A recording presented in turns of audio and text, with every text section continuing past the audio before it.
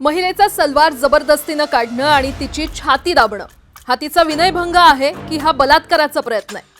हाच तो धक्कादायक प्रश्न आहे ज्यावर आपल्या देशातल्या दोन मोठ्या न्यायालयांमध्ये थेट संघर्ष सुरू झालाय।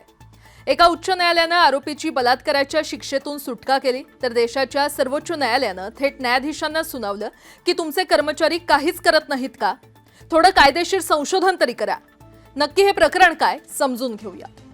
प्रकरण सुरू होतं 2008 मध्ये बिहारच्या अमरपूरमधून। एक मुलगी तिच्या वडिलांसोबत एका फोटोग्राफी स्टुडिओमध्ये जाते। फोटो काढल्यानंतर स्टुडिओ मालक तिच्या वडिलांना बाहेर थांबायला सांगतो, आतून दरवाजा बंद करतो आणि त्या मुलीवर लैंगिक अत्याचार करण्याचा प्रयत्न करतो। मुलीच्या ओरडण्यामुळे तिचे वडील धावून येतात, पण आरोपी पळून जातो।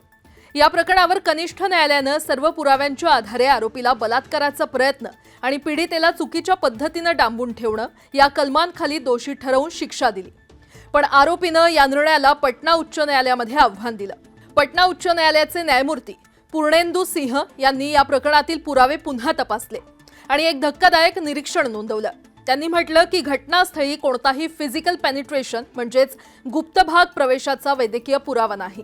त्यामुळे जरी आरोपीनं महिलेचा सलवार काढला, तिची छाती दाबली, तरी हा आयपीसी कलम 375 आणि 376 अंतर्गत बलात्काराचा प्रयत्न ठरत नाही, तर हा केवळ आयपीसी कलम 354 अंतर्गत महिलेचा विनयभंग आहे। या तांत्रिक मुद्द्यावर हायकोर्टानं आरोपीची बलात्काराच्या शिक्षेतून सुटका केली, पण हायकोर्टाची ही व्याख्या सर्वोच्च न्यायालयाला अजिबात पटली नाही।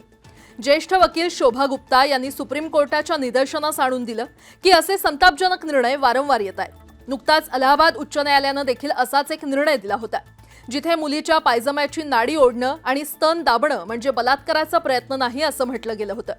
यावर सर्वोच्च न्यायालयानं स्वतःहून सुमोटो दाखल केली। भारताचे सरन्यायाधीश सूर्यकांत यांनी पटना हायकोर्टाच्या निर्णयावर तीव्र नाराजी व्यक्त केली। ते म्हणाले, न्यायाधीशांचंही कर्तव्य आहे की त्यांनी निर्णय देण्यापूर्वी काही संशोधन करावं। तुमचे कर्मचारी काहीच करत नाहीत का, असा परखड सवालही त्यांनी विचारला। न्यायालयानं विचारलं की लैंगिक अपराधांच्या प्रकरणांमध्ये न्यायाधीशांना संवेदनशील बनवण्यासाठी सर्वोच्च न्यायालयानं आधी जे निर्देश दिले होते त्याचा अभ्यास का केला गेला नाही?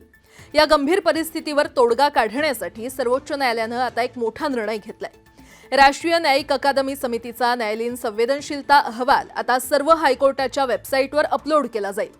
देशातील सर्व न्यायाधीशांना लैंगिक गुन्ह्यांचे खटले चालवताना या हँडबुकमधील नियमांचं काटेकोर पालन करावं लागेल। एवढंच नाही तर देशातील सर्व पोलीस ठाण्यांना एफआयआर नोंदवताना आणि चार्जशीट दाखल करताना या मार्गदर्शक तत्वांचा वापर करण्याचे निर्देश देण्यात आलेले आहेत। कायद्यातील तांत्रिक पळवाटांचा आधार घेऊन गंभीर लैंगिक गुन्ह्यांची तीव्रता कमी करणं कितपत योग्य आहे? हायकोर्टाचा तो निर्णय योग्य होता की सुप्रीम कोर्टानं ओढलेले ताशेरे? तुम्हाला काय वाटतं? कमेंट करून नक्की सांगा आणि अशाच सखोल कायदेशीर विश्लेषणासाठी फॉलो आणि सबस्क्राईब करायला विसरू नका।